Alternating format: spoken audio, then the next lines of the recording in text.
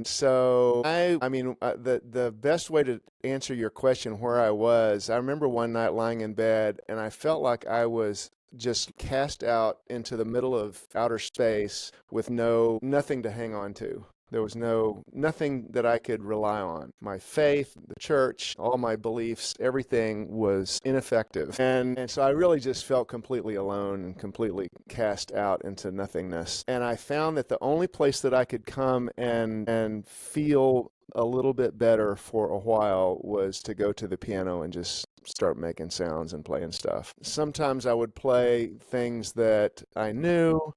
Um, there were two songs actually, two, not really songs, but there were two things that I played for that 20 years that I could sort of rely on. I could do that. And then I had this song that I wrote when I was in college that was just a sort of a little ballad. And I played that thing for very simple little song that I played a lot of different variations of during that. Those were the kind of the two things that I played for that 20 years. And so I would play that.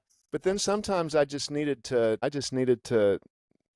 just let it out. So I would just just do that kind of stuff. And, I'd play that for 10 minutes and bawl my eyes out and then relax and play something nice and then go back to that. And I found that the part of me that felt alone, that part of me that felt like I was cast out into the universe, when I heard that stuff, that part of me didn't feel so alone anymore because that part of me was hearing the sound of what that was feeling, and it was like, oh, the universe has some way of acknowledging that it's hearing how I'm feeling, and that's how that part of me felt. If that makes sense. There was the sort of the part that's the adult, or the part of that's just pure awareness that I know I'm in grief and stuff like that, but the part of me that was really in it and that was really feeling that part felt less alone when it heard the sounds of how I was feeling. And so that was really kind of deeply reassuring.